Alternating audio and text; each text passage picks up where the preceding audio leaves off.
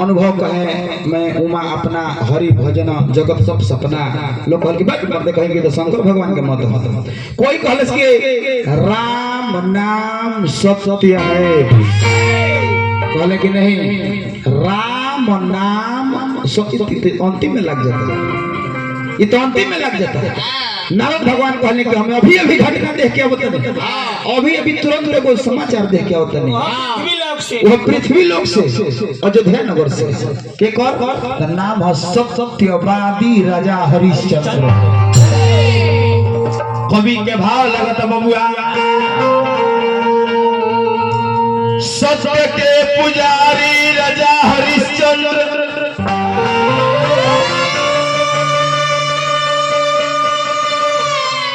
बैठ जा खड़ा करे तो खड़ा हो जाएगा रहले बड़ा स्वाभिमानी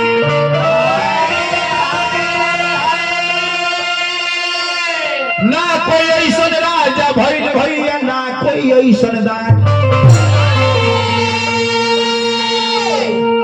इंद्र के गदी जोड़वा डग डग डग डग डोलता इंद्र भगवान कहले विश्वामित्र मुनि लेके मलिकार जाके सही में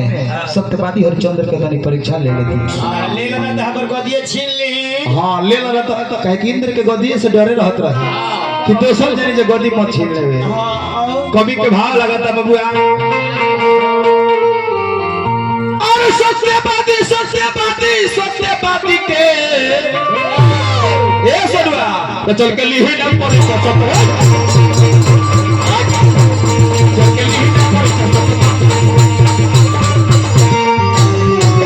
तो सत्य के बल से ही लगाई नरासो सत्य के बल से ही लगाई नरासो सत्य के बल से हिलताई नरासो लगता कि हमारो न बची हम सिंहासो ए बाबा हम के बचा ली बर्बादी से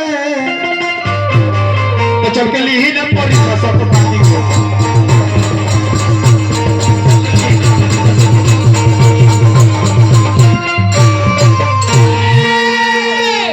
प्रमाण मिला तो मालिक ब्राह के रूप धारण करके विश्वामित्र मुनि राजा हरिचंद्र के बगीचा में आईनी आ बगीचा के जाने जो फूल के तहस नहस करनी माली दौड़ के जाके राजा साहब भी कहता कि मलिकार एगो ब्राह आइल बा उमरा तो नहीं के पूरा बगिया के नाश करके धर दिया लॉस अब जाने जब घोड़सवारी करके राजा हरिचंद्र अब ब्राह के मारे खातिर आइल बनी आ जब बगीचा में आईनी तो ब्राह तो मराइल ना एगो वृक्ष रहे वृक्ष के नीचे जब आराम कोई तो उनका घोर नींद लग गई आ जब घोर नींद लग गई तो नींद में सपना देखने के एगो ब्राह्मण देवता ही नहीं हमरा राजपाट और पूरा साम्राज्य सपना में मांग ले बानी अब जानी जे व्याकुल अवस्था में राजा चारों भक्त खोजत रहे ब्राह्मण देवता के लेकिन ब्राह्मण मिलत बाड़े नहीं कहे कि भाव लगत हुआ कि रे व्याकुल बना अरे भइले ना धरात बड़ुए भी तेरे व्याकुल बना अरे भइले ना धरात बड़ुए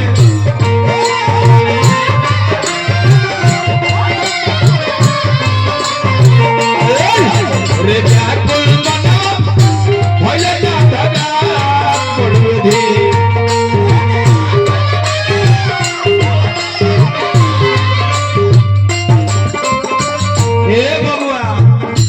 सपना में देखले बड़े धन हरे सत्यवादी हरिचंद्र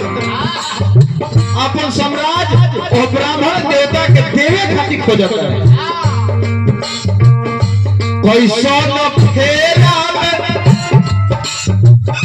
डलल हो गोसाई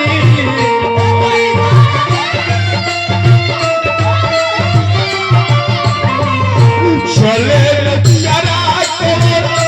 अकेला चलाई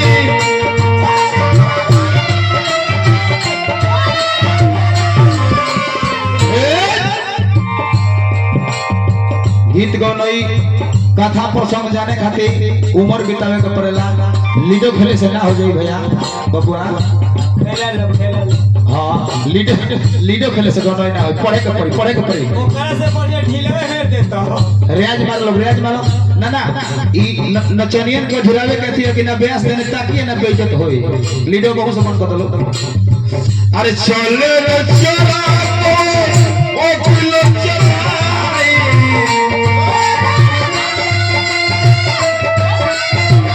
अरे कोना यो तेरा पे दिल हो बसाई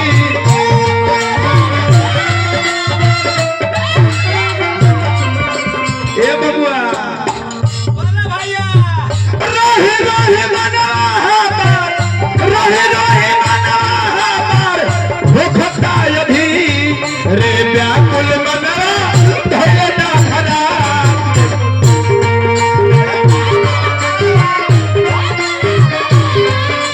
रे व्याकुल मना धैर्य ना धरा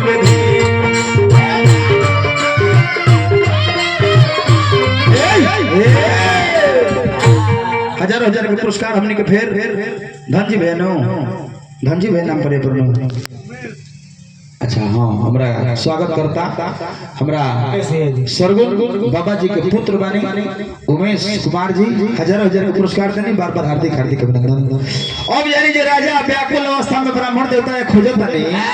और तब तक वही बीच में ब्राह्मण देवता उनका दरवाजा पर आ जाता है। भले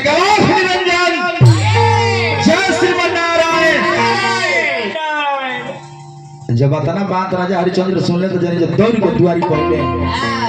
कहले कि बाबा तो हाँ राजा कुछ याद बा तो हाँ याद तो बा तो हाँ तब तो चतुर बड़ा अतने कभी ले तो नहीं कहले कहले कि तब तो बहुत चतुर बड़ा तुम एने रानी कहतनी कि छोड़ी महाराज लेकर और सपना के बात झूठ होला कहले कि ना हमार नाम सत्यवादी हो तो सपनों के बात सत्य होके के चाहिए ना बबुआ। अब सब राजपट मांग ले चाबी भी सब जितना भी उनका तिजोरी के चाबी रहे कहले कि दान के बाद उपदान होला उपदान में राजा हमरा के का देता रह गुरुदक्षिणा में का देता रह तो 1000 स्वर्ण मुद्रा जानी गुरुदक्षिणा में मांगले आ 1000 स्वर्ण मुद्रा गुरुदक्षिणा कहने कि से उपदान जोन बा जा मंत्री उपदान ले आके बाबा के दो तो कहले के राजा रुको होश में उपदान देता रहू केकर संपत्ति हो संपत्ति पर हमारा अधिकार बा। अरे पूरा राजपाट दान दे तो जाता नहीं हम अपने शरीर के बेच देबो तो कहां बेचबो पृथ्वी पर ना तब कहले तब तो चल जा काशी नगर शंकर जी के त्रिशूल पर बसल बा ओहिजा जाके अपना शरीर के बेच सकेला आ बेच के जो हमार 1000 स्वर्ण मुद्रा बा वो हमरा के दे सकेला। 30 दिन के टाइम रहे 30 दिन के टाइम रहे अब तब तक एगो रोहित लइका संगे आ सभ्या आ राजा हरिचंद्र खड़ा हो जाए लइका जानी जे भूखाइल रह लइका जानी जे भूखाइल रहे लइका जवन बा बाबूजी से ना कह के माई से कहता कि अरे उठल गोरा में थोड़ा कोरा अरे ललनाद माई अरे उठल गोरा में थोड़ा कोरा ललनाद माई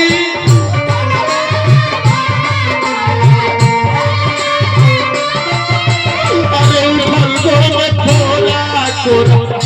ललनाद माई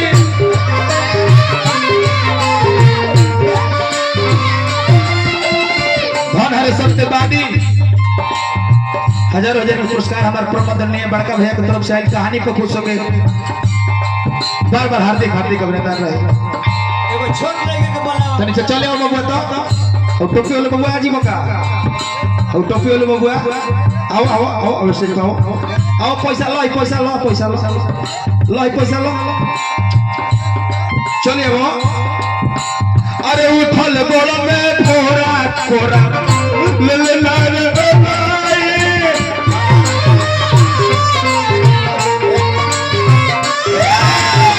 उठल बोला में थोड़ा कोरा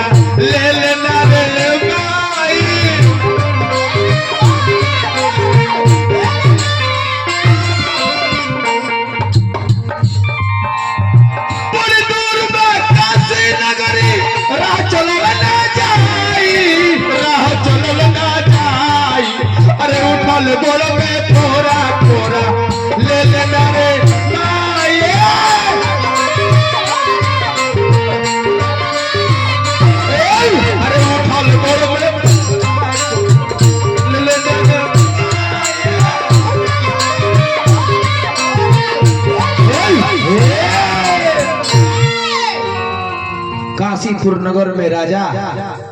अपना शरीर के सभ्या के शरीर के रोहित कुमार के शरीर के रट लगाओ है कोई खरीदार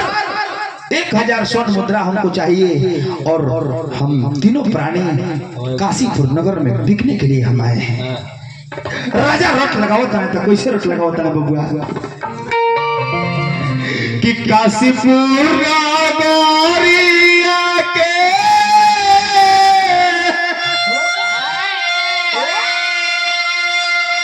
अरे बिचई बाजारिया में धोधारे समय के मार जकरा पड़ जाई ए मलिकार निमनो आदमी जानी जो बौरा बन जाला कि के बड़वे मोरा खरीद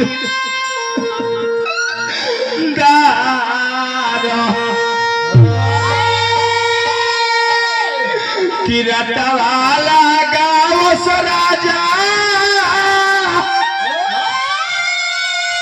अरे गोली गोली नगर में के बड़वे मोरा खरीदार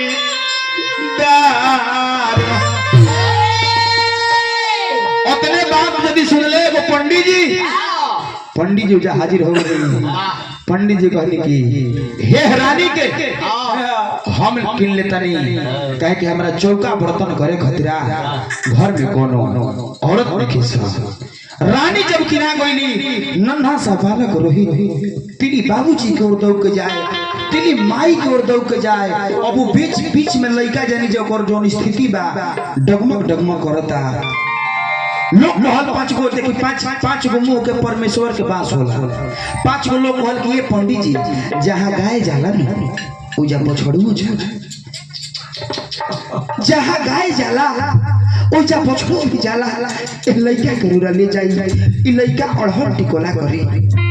फूल लोरा खाती लाई आ फूल ले करूरा के पूजा पाठ में सब अब जैसा ही पंडित जी खरीद के आ जानी जे जो सही रानी के बाह धक कहने के रे दसिया चल जब रानी के जब दासी पंडित जी कहले झरझर आंख से रानी रोए लगली कहली कि देखी समय के मार जौना महल के रानी सभ्या राजा हरिचंद्र के रानी और रानी के पंडित जी कहले कि रे दसिया पे चल है 10,000 दासी रखले रे जे 10,000 दासी रखले बा आओ दासी के ओ रानी के पंडित जी दासी की हाल है अब रानी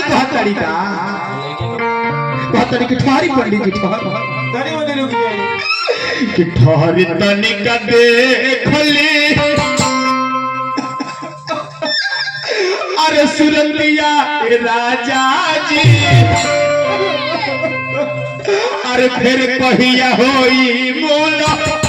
कतिया राजा जी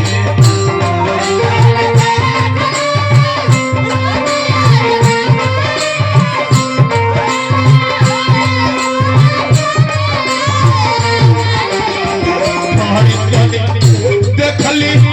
सुरतिया राजा कहिया होई बोला कतिया राजा जी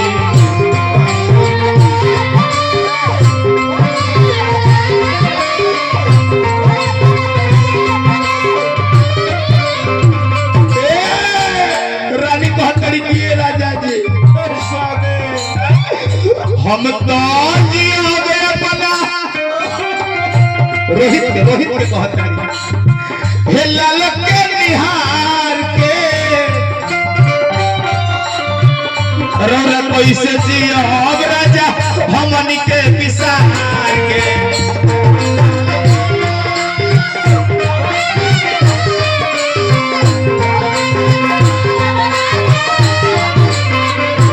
हम तो जियो अपना ये प्राणनाथ हम तो अपना बबुआ रोहित के सहारे दिन कटा ले लेकिन तू के तरह के सहारे दिन कटैबो हम तो जियो अपना लाल के निहार के तू कैसे जियम नीके पिसार के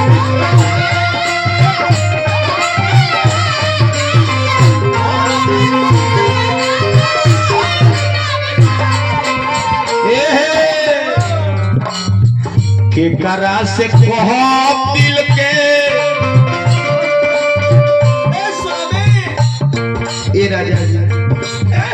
के करा से कहो दिल के करा से कहो दिल के अरे बतिया ए राजा जी फिर कहिया होई मुलाकातिया ए अब इन्हें पंडित जी लेके अजानी जे रानी के चल देने आ तब तक इन्हें राजा हरिचंद्र के कलुआ नाम के वो डोम खरीद लेने आ पंडित जी विश्वामित्र मुनि जब प्रकट भइनी अपन 1000 स्वर्ण मुद्रा उनका के दे देनी आ तब कलुआ डोम हरिचंद्र के बाह धइ के आ कलश के चलो जाओ तारा के ड्यूटी लगाए असही खरीद ले बने पूछले करी तोर नाम का है तोरा के किन लेने तो राजा हरिचंद्र कहतनी कि नाम हमार हरिचंद्र हो कहले कि ना भगबे पूरा परिवार बेचा तार लोग बाजारी में आ कहत रहे कि सत्यवादी हरिचंद्र नाम है आज के बाद तोर नाम रही हरिया आज के बाद तोर नाम रही हरिया ओ जानी जो सत्यवादी हरिचंद्र के हरिया के रोल में जो ड्यूटी मिल गई कहा घाटिया में शमशान घाट में वो घाट के नाम का रहा मरण कालिका घाट अरे ये सब का लइका सब उतरू है लोग इसको कोई दिक्कत नहीं है लेकिन ठीक है बा बेचारा गावत रहे कोनो बात नहीं कहना इनको आवाज ठीक है ना कित गो नहीं बढ़ेगा उतर है अब देखी कौना तरीका से राजा हरिचंद्र वो डांटा मंगा ली उन्हें से डंटा मंगा ली तो कोनो दिक्कत नहीं कहते धराओ भैया डंटा धराओ डंटा धराओ कमर लेके चलो तने रोले अरे राजा हरिचंद्र कौना तरीका से रोल में अपना हरिया मुर्दा घाटिया में ड्यूटी देता रे मुर्दा घाटिया में ड्यूटी अपना रोल कर के कोलास जरो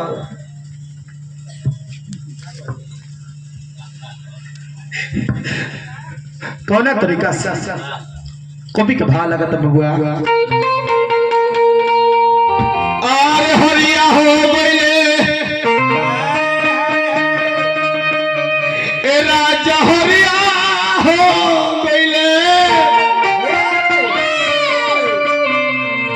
कि बरसों विपत्ति के बजरिया राजा हरिया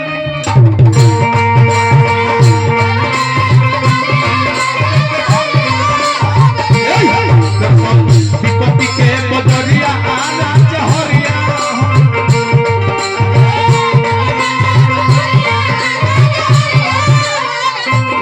हरिया हो गई राजा हरिया हो गई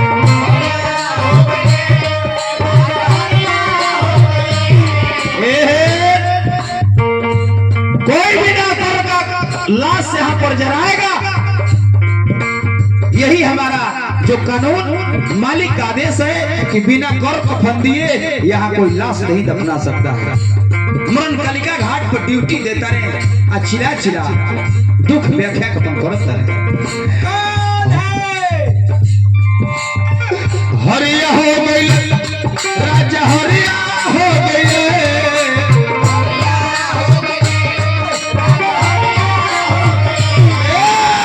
हरिया हो गई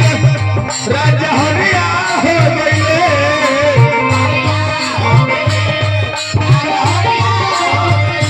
दरअसल विपत्ति के बजरे राजा हरिया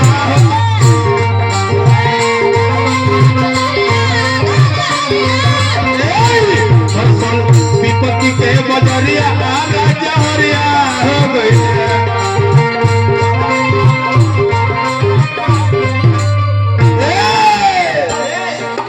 कहा गई राजपाट कहा गई अटरिया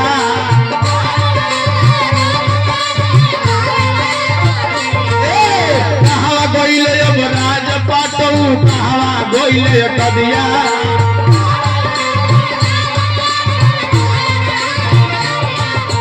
समय के मारे पड़ल राजा पर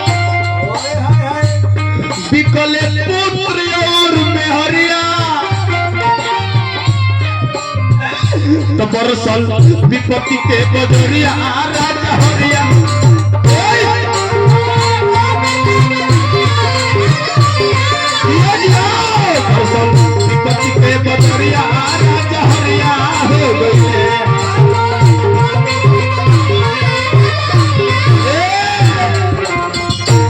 एने जानी जे पंडित जी के जौन घर के रोहित बाणे जकरा के किनले रहन उनका ओलैकवा के सांप काट देले बा जंग फूल लोड़े खातिर कोई रहे और सांप काट देले बा। आई पंडिताई ने दासी के कहत कि तोरा कपड़ा खींच के 12 बजे राती के जो चाहिए 1 बजे जो हमारे घर के काम कोयला के बादे तोरा जाए के बा। सोचली कि जगह लड़का के सांप काट देले होके आ उ कैसे माई जौन बिया अपना दुख के सहन करके आ बीच में पड़ी काम करत आ देखतिया जाके तो लड़का के लाश काला फिर गइल बा। सबे जौन बाड़ी रोवत तारी आ खखन के रोवत तारी लड़का के जानी जे लाश गोदी में लेके लड़का के लाश गोदी में लेके खखन के कोई के दोष नहीं दे अपना विधाता परम पिता परमेश्वर के दोष देता है कर्म के दोष देता है। और विपतिया में डलले रे कोई बा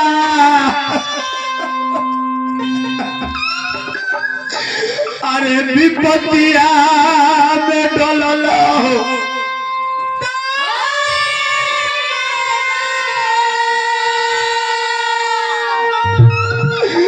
हे बलायो रतिया के अरे विपतिया में डललो रे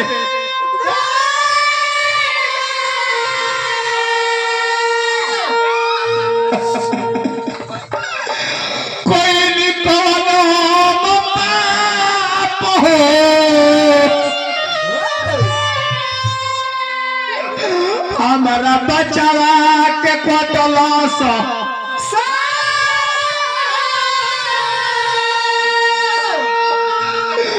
अरे काहे नहीं के फाटत हमर छातिया विपतिया में डलले रे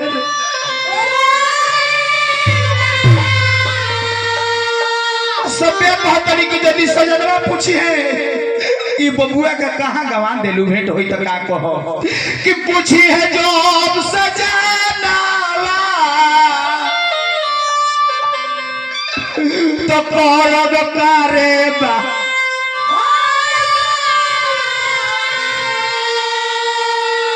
अरे कहां बिलवलू हमर थोतिया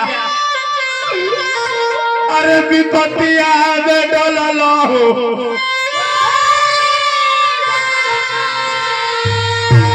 आधा साड़ी जानी जे फाड़ी के कफन बनौली अब बना के कफन खातिर का भी रुपया खा गांव घर से कैसे कैसे चंदा तहसील के रानी से कुछ भीख मांग के आ रोहित के ले जाके लाश मरण बालिका घाट पर जो सही रानी जाता रही रानी के रोल सुनले तो राजा तो छीन गइले कि ओई तो सब ब्याह है राजा छीन गइले। अब राजा चिन्हात ना रह कहे को जे राख रख पूरा देहिया काला हो गए एगो लाश जरत रहे फट देन लसवना जरल भाई दल हर जरा जब प्रकाश भइल नो तो रानी जोन बाड़ी छीन गइले बुझाता कि कहीं हमर राजा स्वामीनाथ अरे कि कोई स्वामीनाथ नहीं चलेगा कोई नहीं है क्यों कि चाहे यूपी कला से आवे तो बिहार कला से आवे तो पहाड़ कला से आवे तो कोनो सार कला से आवे तो यहाँ बिना कर दिए कफन लाश नहीं जलाया जाता है। हरी स्वामीनाथ की राहुल लड़का हमें रोई कौन लड़का तो कौन लड़का ऐसा लड़का कौन सब कौन हमारी पत्नी है कोई नहीं हमारा जौना देश में हम कानून के नमक खैला और नमक का हम शरीयत लिया। अब ए जा रानी कहली को जब नहीं रे मानो तो आधा जनी जे कफन है रोहित लड़का का लाश उतावल गइल बा रानी खड़ा हो गइली कहली कि आधा है कफन फाड़ के लड़का को ओढ़ौले बने आ ना रोजा मानो तो पूरा सड़िया फाड़ के लगले हो करवे के करी दे अब आई रे भरत शर्मा के गीत कौन एक मिनट पढ़ो न मेहदी लगल ना अरे बजल साहबाई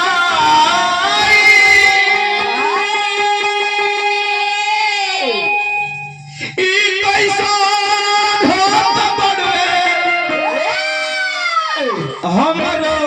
विदाई न मेहदी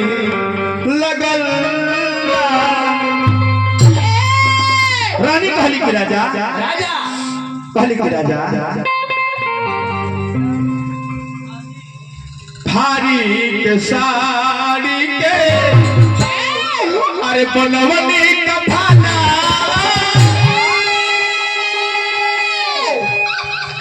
अरे यो भले तो भले बादी अरे तन्नमा हो सदा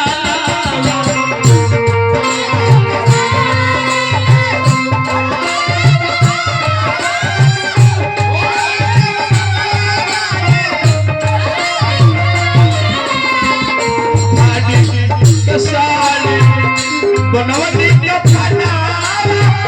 ओ भले भले तन्नमा हो सदा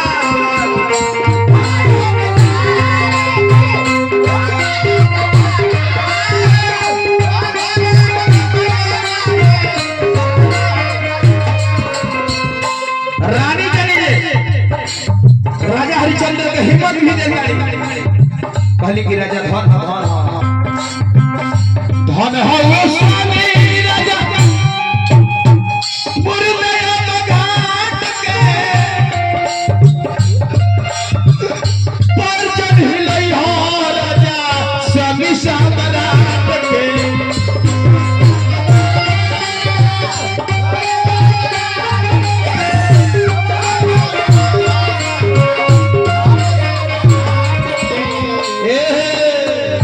धर्म के खातिर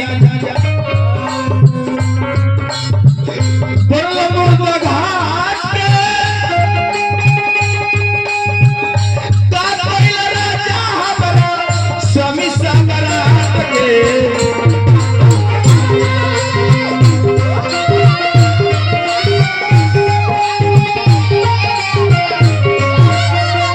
रानी कह करके राजा रोकल रही हैड़ी धर्म के प्रति संत के प्रति अपना एड़ी को रोक रहिएगा राजा रोकल रही हैड़ी रोकल रही हैड़ी डगमगाए चराना ओ धरे तो बोले बानी अरे तन्नमा हो सजना झर झर जानी जे फूल के वर्षा होखे लागल राजा हरिचंद्र की सत्यवादी राजा हरिचंद्र की रोहित बबुआ भी उठ के जानी जे बैठ गेले सब लोग मान गेल कि नाय संसार में सब सुपा ऐसे कहे के भाव लगा बबुआ अब तनी से निर्गुण कर चलो जाओ फाड़ कर